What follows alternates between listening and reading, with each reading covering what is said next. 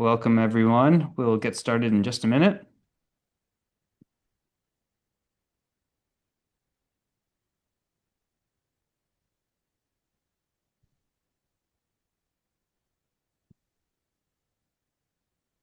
Well, welcome to the College Admission Lab from Khan Lab School. I'm Brennan Barnard, College Counseling Advisor at Khan Lab School, and I'm joined today by our founder, Sal Khan, who is also the founder and CEO of Khan Academy and Schoolhouse.World and Khan World School. Welcome, Sal. Good to be here, Brennan. And our guest this evening is Matthew McGann, who is Vice President and Dean of Admission and Financial Aid at Amherst College. Welcome, Matt. Thanks for having me. It's good to be with all of you. So this evening, Sal is going to take the host role again as we discuss the landscape of college admission in 2026 and the liberal arts. And so, for those of you who are joining us, please share your questions in the chat, and we'll get to as many as possible. And if you could go in there now and just share where you're zooming in from, and whether you're a student or parent or educator, it'd be great to kind of see who's in the room. And before we turn it over to Sal to dive into questions, Matt, can you just start by just giving us a brief overview of your educational career and your, education and your career journey and how you got to where you are? Yeah, I'd be happy to.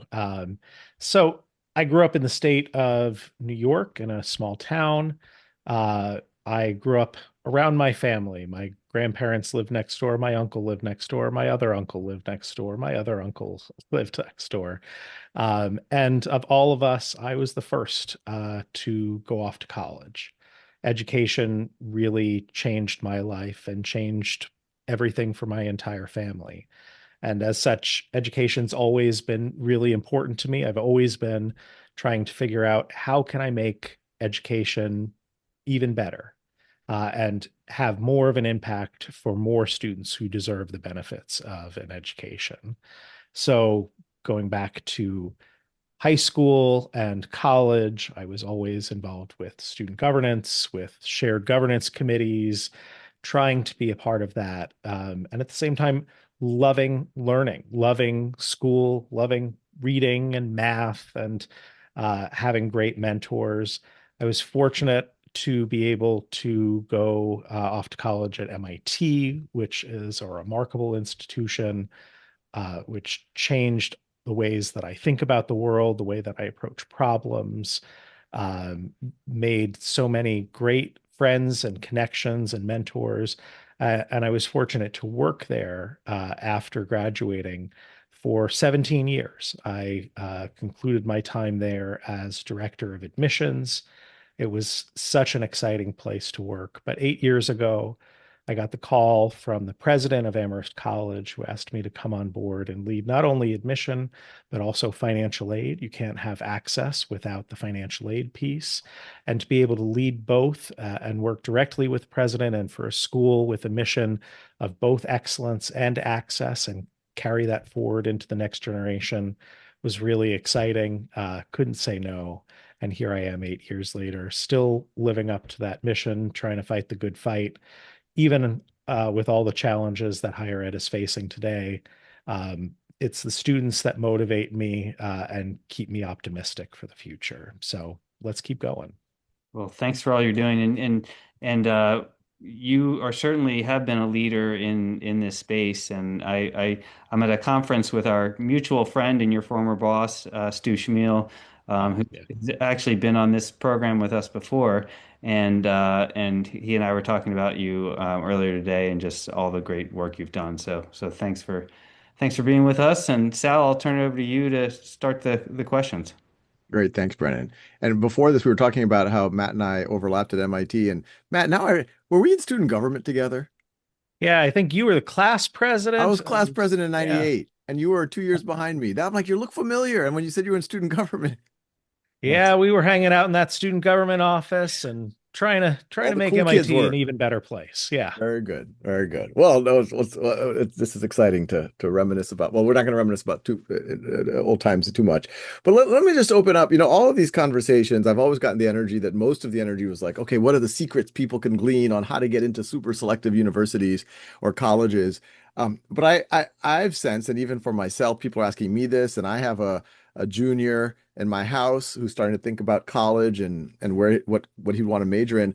I think maybe the primary question people are starting to have is what should they be doing in a world where it seems like AI might reshape the world of careers, especially actually not just white collar work, but especially, but for sure white collar work to some degree. I think even before all of the AI stuff, college, the perception is that college is quite expensive, both in cost and opportunity cost. And in some cases, it seems to work out. In some cases, we hear stories about people who are underemployed. And then on top of that, you have this new fear. So I'm Matt, starting with you. I mean, how are you thinking about it? We were saying you have a teenager, a little bit younger than mine. What are you telling them? What are you sensing amongst Amherst students? How are they thinking about their careers and their majors? Yeah, I think in some ways it's less about the particular major and more about building those durable skills, those things that will matter no matter what the innovations are, whether it's artificial intelligence or robotics or whatever may come in the future. So, problem solving skills, communication skills, collaboration skills, building good judgment, learning how to work with other people, network, um, learning to really lean into those things that will not be specific to, oh, I need to learn Python so that I can code this particular app, or I need to learn the accounting standards so that I can be an accountant, but rather those things that will help regardless of what comes in the future in the economy. And I think America's colleges, this is something that I think we're pretty good at. I think liberal arts colleges like Amherst certainly lean into these kind of durable skill building, where you and I were at MIT leans into it in a different kind of way, but certainly those problem solving skills, the collaborative skills. So despite all of the storm clouds on the horizon, I'm still bullish on higher education. I think that higher ed will still matter. And I think that students coming in should try to find those places where they're going to find peers that will challenge them, that will give them new insights, new ways of thinking about the world, peers that have different kinds of experiences, different kinds of identities, who can help you understand this broad world that is increasingly interconnected. And also places with mentors who will inspire, who will challenge, who will be there for you in your corner, not just for the first job, but for the long haul. So, those are some of the ways that I talk about it, not just with students, but also with family. I really believe all this. I mean, Well, I'm curious what Brandon thinks, but just following up on what you had said, Yeah. Matt, what do you, I 100% agree. And if I had the choice, I mean, hopefully my kids will go to a 4-year program and have that great experience that all of us have had. But and I 100% agree with what you're saying about durable skills. But one thing I often say when people ask me is today on a transcript, you just see, oh, you took course X and you got an A or a B or, whatever grade it is. You don't really see anywhere on the transcript Matt's a great communicator. Matt is a great collaborator. Do you think this is do you think colleges need to, lean in a little bit more on explicitly developing these things as opposed to just assuming they will I think they do implicitly happen on campuses, especially in places like Amherst or an MIT, but it's not, but it doesn't always happen. It doesn't happen uniformly. I think for you and me, a lot of it might have happened through student government, but that wasn't explicit. So I'm curious how you think about that or the conversations. Yeah, I don't know how well the degree or the grades are doing as artifacts of this. And I think that's something that education, even as we try new things, I hope some of these new approaches to mastery or to transcripts that are more about skills and experiences than just about letter grades. I hope that this will continue to catch on. I think these are good ideas. Um, and what's behind these grades? I increasingly hear from students around the world that their professor is grading their essay by just putting it into an AI. And that's not what I see when I live in the faculty neighborhood here at Amherst. And I go across the street to my friend, the art history professor, over here, the philosophy professor, and I see that it's the professor. There's no graduate students here to do the grading. It's all the professors.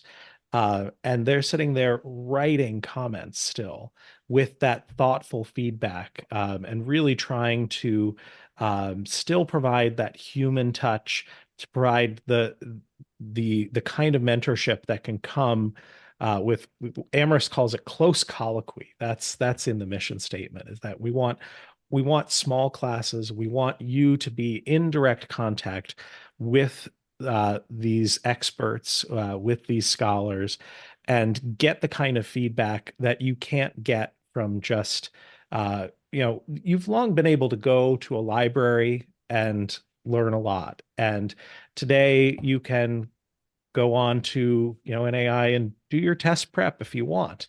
And you will learn a lot through that.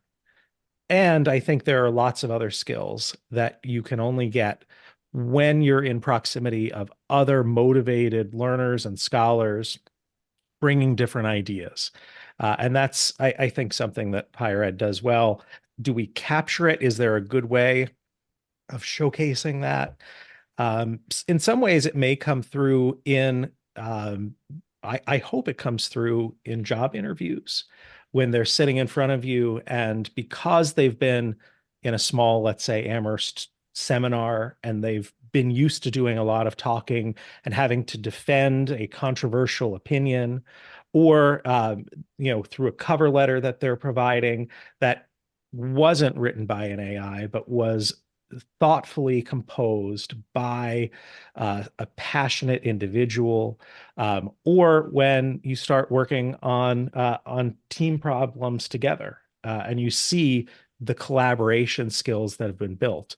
I think those are the ways that things will come out, rather than, all right, here's my GPA and I graduated magna, summa, cum laude, whatever. I think it'll be through those experiences and the more tangible things that will matter. Yeah, Well, that makes sense. Brennan? yeah, I mean, a lot of the families that I work with and talk with, they're starting to get that message, I think, about kind of it's the skills, right? The durable skills and things that matter, and that maybe the major doesn't matter as much, or that kind of thing. But I think one of the things they struggle to determine as they're looking at schools is like which colleges are really good at that. How do they assess that? This school versus this school is going to kind of prepare me with the skills necessary to be successful. Yeah, I think if you can, I think being able to be on site and kicking the tires and talking to the educators and talking to the students, talking to the people in career services, and increasingly maybe going out there and talking to graduates and people who hire their graduates and seeing the kinds of impacts that they make. I think one of the more thoughtful discussions about this that I've seen, and I know this is the book that you've recommended too, Brennan, is Ron Lieber's book, The Price You Pay for College. And he talks about different models of thinking about what you get out of a college education, and then how can you find those places, and not just the brand names, but those places that maybe quietly are doing some really great work. So that's a good pickup from the library. Ron Lieber's latest book. He's the personal finance columnist at the New York Times, and one of the many thoughtful folks in this space trying to help students find their right fit. Yeah. And I mean, kind of going into the admission side of things, which is, where a lot of your focus is. I guess there too, there's like there's the positive view of it, especially what I would call broadly American admissions. In a lot of countries, it's just like you take a test, and whoever's the top in a test get into the selective schools. In the United States, yes, there are some tests that measure college readiness, aptitude, etc., or readiness. but it's a much more holistic process. Your extracurriculars, essays, recommendations, other things. A positive view on that is it is looking at the whole person. It's not looking, and in some degrees, it is indexing on durable skills, or at least proxies of durable skills. The cynical view of it is it feels like a game. A lot of kids with resources, either human resources, their parents understand the system. They can hire with people with financial resources can hire coaches. It's super subjective, um, and it creates a lot of stress. What's your view of what's working? I guess what has AI thrown a couple of monkey wrenches in that, and what would you want to fix, or do you think we can fix? Yeah. I, I, as I talked about in my own story, I really believe in education as providing an opportunity for students, for as a mechanism of social mobility. And if we do it right, I think it can be those things. And that's why I'm in this. And that's why so many of the really thoughtful admission professionals that I know are in this, is to try to understand what students have achieved within the context of their opportunities and challenges. Now, that's not always easy to do, but that is really at the core of the training of an admission officer. We talk so much about what is context? How do you understand context? How do you understand opportunity? How do you understand challenge? And we know that whether a student has had all the opportunities or none of the opportunities, there are students within all of those groups that are deserving of the chance of an education at these kinds of places. So we try hard to strip away all of the fancy dressing around a student or lack thereof and try to look at the core. That's what we try to do. Now, how well does that work? I think there still are a lot of challenges and barriers to the more ideal scenario that I envision. And I think it actually starts very early on in the process. I think it actually starts well before the application. I think there are a lot of students out there still who take themselves out of the process before it even starts, that don't look at those places that can provide the most opportunity. And our applicant pools at many of these places are very skewed to those with the most opportunity. So I hope that we can find ways of getting more opportunity, getting more students to even think about places like ours from those kinds of environments where they haven't had as much opportunity. And I think a big part of this is that people don't understand the cost of college. They look at the 90, $100,000 all in for college and say, that's more than my family makes in a year.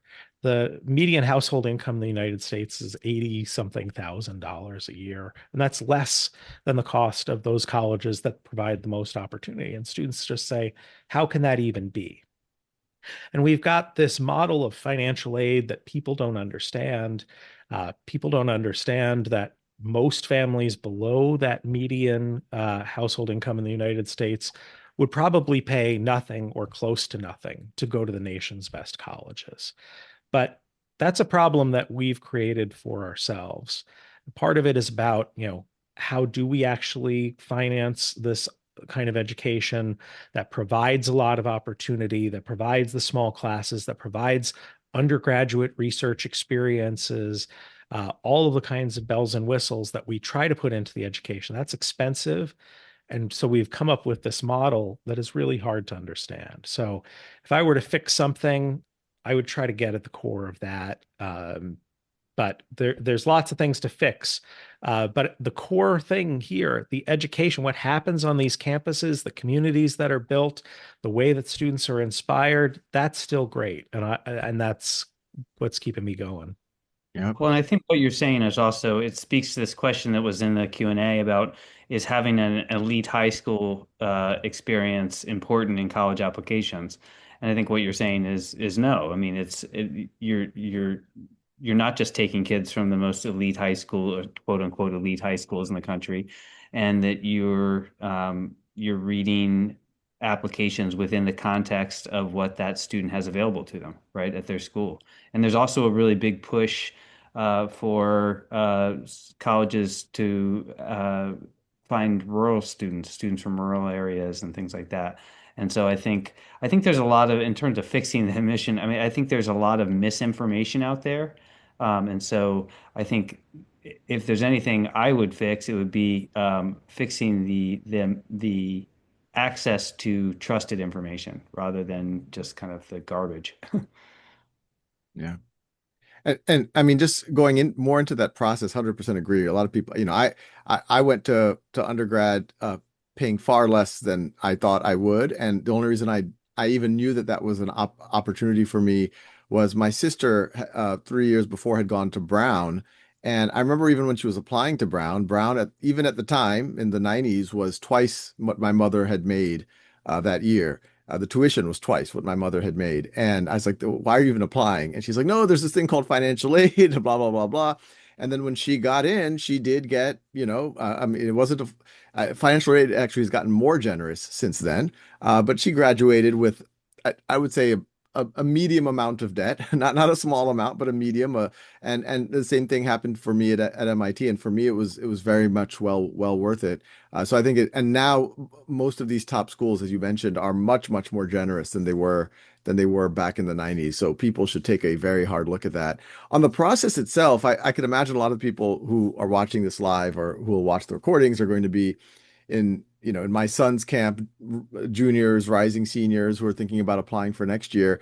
And obviously with, we just talked about AI and the job market and the durable skills are maybe what's going to matter more than whether you were a computer science major or a philosophy major or a history major. It's more of the durable skills you develop. But AI is obviously also maybe playing a role. Well, it's playing a role both in the admissions process and in the school process, writing papers and all of that. On the admissions process in particular, Matt, how are you thinking about this? I asked a couple of other admissions deans about, well, is it okay, for example, for a student to riff with an AI on ideas for their essay? Is it okay for them to, just do a brain dump and then have the essay AI say, hey, maybe this or that? And, the argument is that's what a parent would do, as long as it's, authentic content about themselves. But I'm curious how y'all try to navigate that. What guidance you'd give to kids who are going to start thinking about their essays this summer and fall? Yeah, on the AI side, I would say the idea of getting help with anything in life, including a college application, is not new.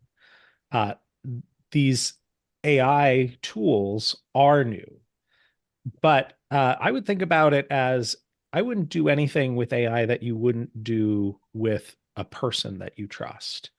So to talk with a parent or an English teacher or a clergy person, a religious mentor, about, hey, I'm thinking about writing about this, or I'm thinking about applying to this college. What do you think about that? I think doing that with a person or with an AI, that seems fair. But to say, hey, dad, can you write this essay for me? That wouldn't feel good. And in the same way, I don't think, hey, Claude, can you write this essay for me? That doesn't feel good either. So uh, I think maybe that's one good way of thinking about what's appropriate. If you wouldn't feel like it was ethical and appropriate as a person to do it, I wouldn't do it with an AI either. And I agree with that. And I'm curious from y'all's point of view, and this goes into, the work that you have to do in admissions, but also I'm curious if what you're hearing from, sounds like some of your neighbors who run these humanities classes that probably involve a lot of writing. Do you feel like you're able to sense that? Because, these things are so high stakes now. And uh, if I could have an AI get my first draft, if I could have an AI, maybe I could write it, but it makes it way better. Or if I'm in a humanities class and wow, I waited a little bit too long to start, and it's awfully tempting to have it. And the college students I'm talking to, when it seems like more are doing it than not. So I'm curious how y'all are thinking about it in admissions, if you feel like y'all are able to sense that, detect it, and how the campus as a whole is thinking about it. Yeah, for things that are writing intensive on campus, I see more and more faculty turning back to old school blue books Mhm. and written papers in class, Mhm. um, which is kind of fascinating to see what's old is new again. And this is the kind of place where, I said I was in the house and they're physically like, they're actually like, this isn't an Apple Pencil on my iPad. This is a red pen with felt tip. And those are the kinds of things that are happening here. Yet we still have, and I know this is true across the country, academic integrity cases today. It's not about, I wrote the answers on the brim of my hat or on the bottom of my shoe, but it's, I was able to use an AI to help me with this. And we want to use the admission process as a way of introducing students to what they should expect on campus. What are the kinds of honor code, ethical things that we think are important about the academic environment?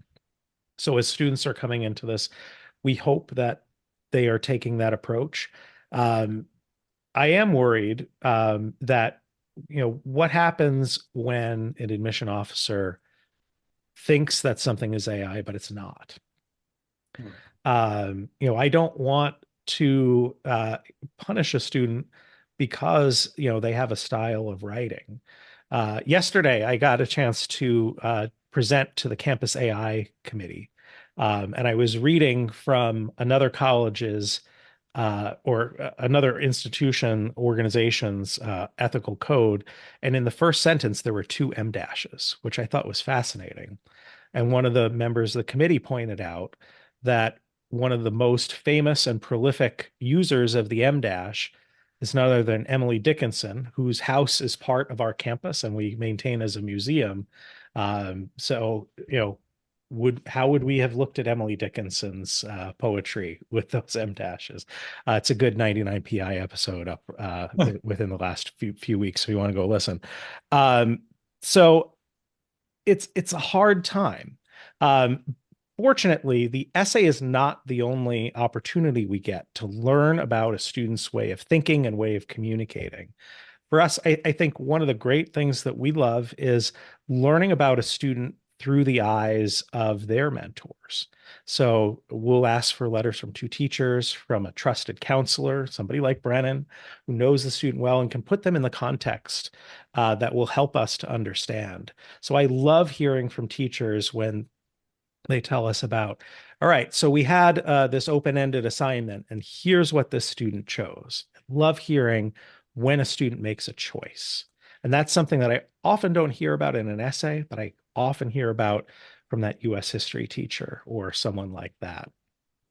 Or how the counselor might help me to understand, the student had an elective available to them in 12th grade.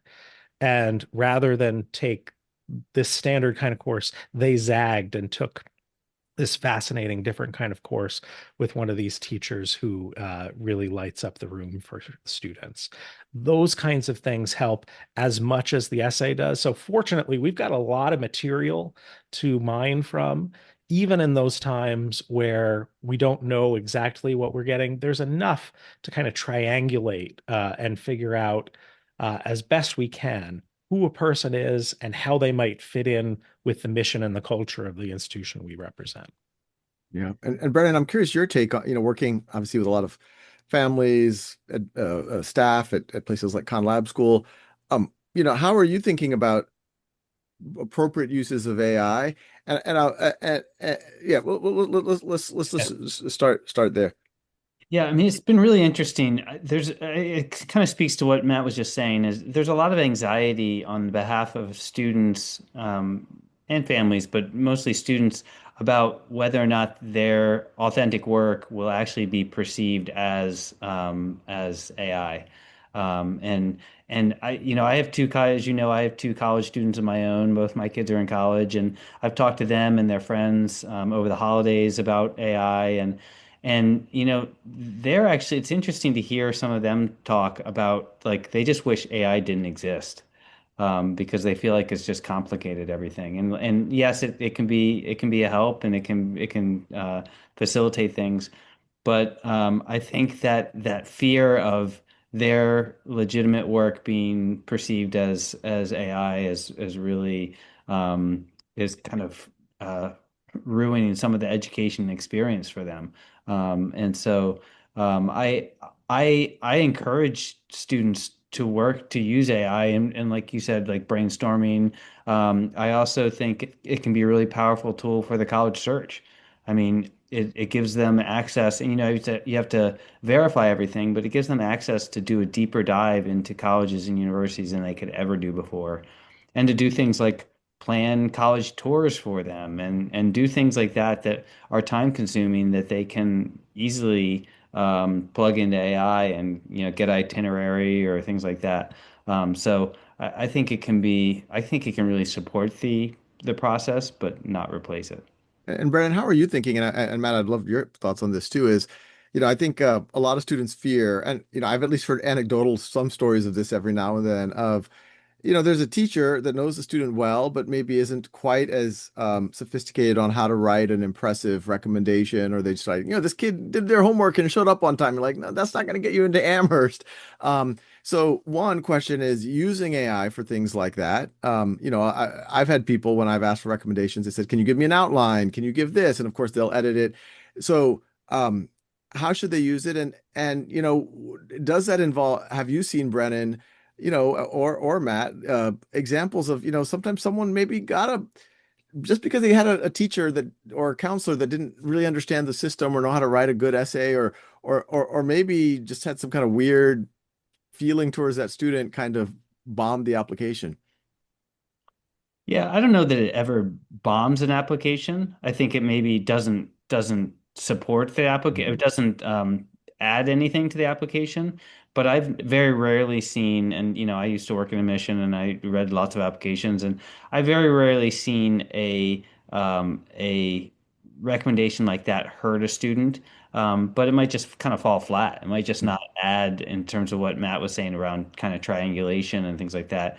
It might just kind of like not add value to the application. But I mean, I do lots of trainings for faculty and staff around how to write an effective recommendation, and there's lots of resources out there. And I think AI can tap into some of that. And I think there's some kind of iterative processes with AI to help people who, maybe like a personal recommendation, like maybe a clergy person or a coach or something like that that's not used to writing recommendations, just get a sense for how to better represent a student. Yeah. Matt, any thoughts on that?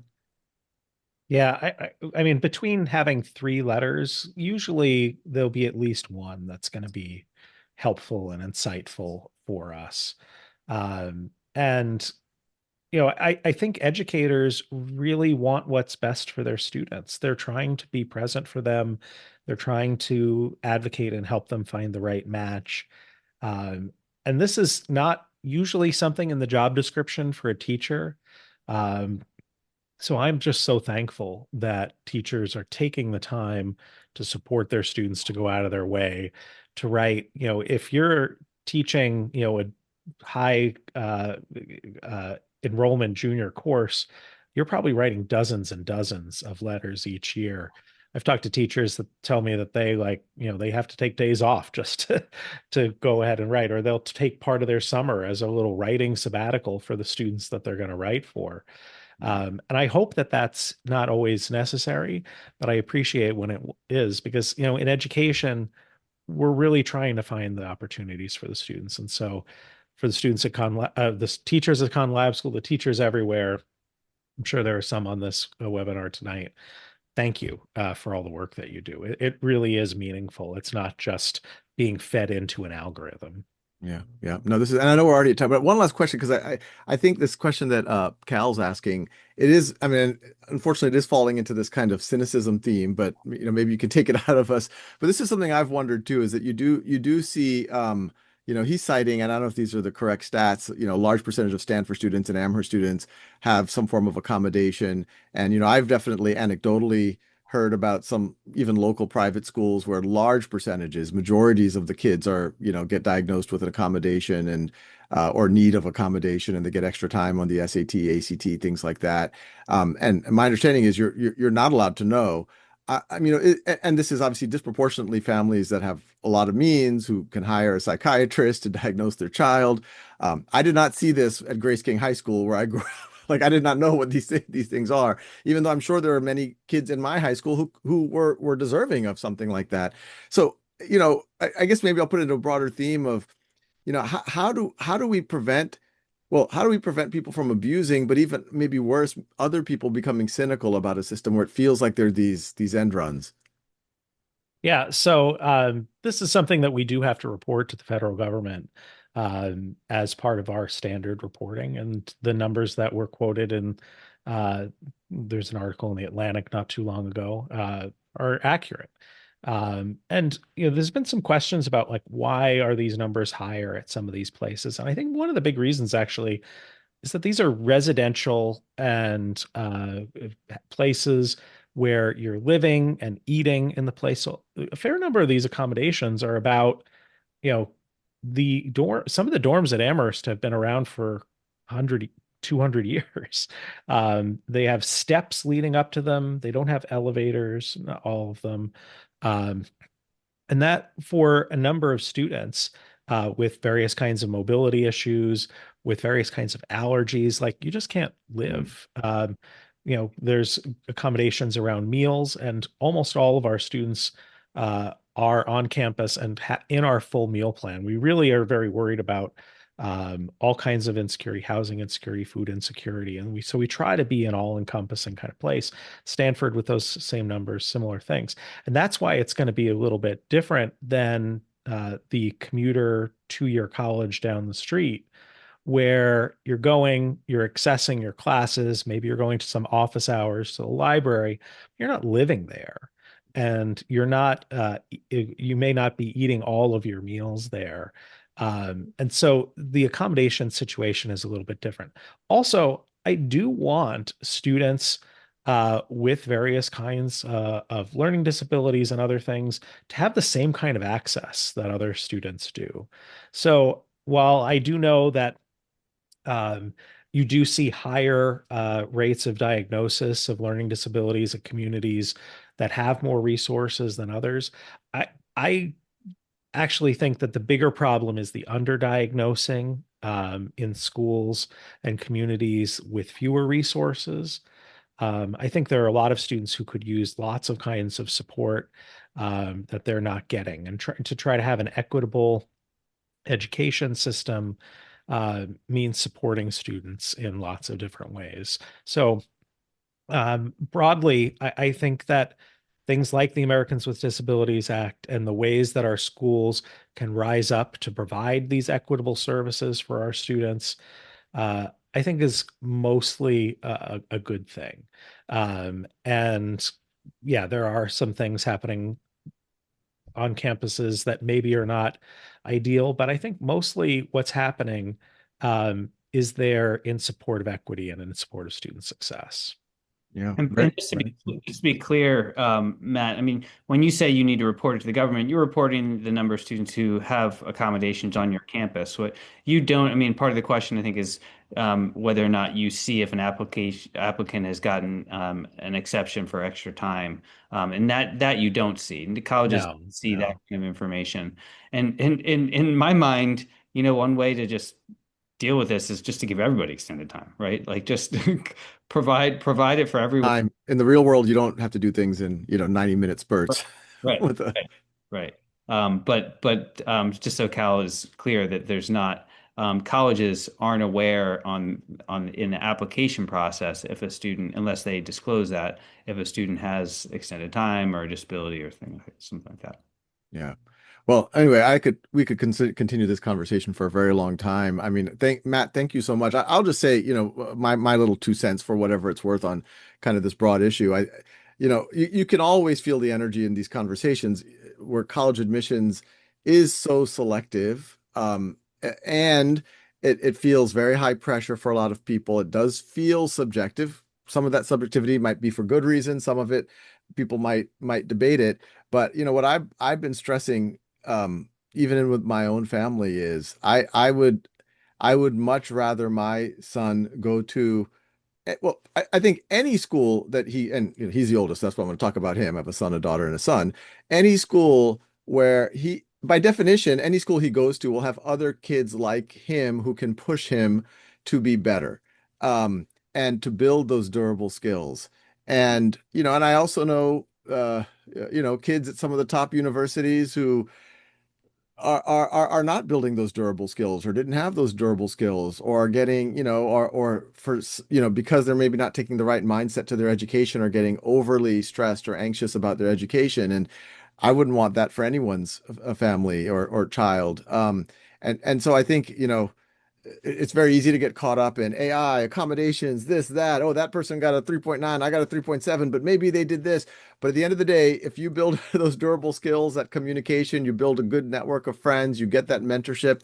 And we're lucky to live in a country where, it's not like there's like three good universities. There's like, I mean, I don't want to even put a number out. There's on the order of hundreds Yes. of great universities, and on the order of 100 that would be, best in class, and if you compare it to any other country in the world. So I just remind people that when they get stressed or they get overly fixated on, I must go to Amherst. Amherst is a great place. I must go to MIT. I must go to Harvard. But yeah, those are all great places. But your life isn't going to be determined by that alone. So Well, and the reality is the national average acceptance rate is about 65%, right? So the majority yeah, of schools are taking the majority of the applicants.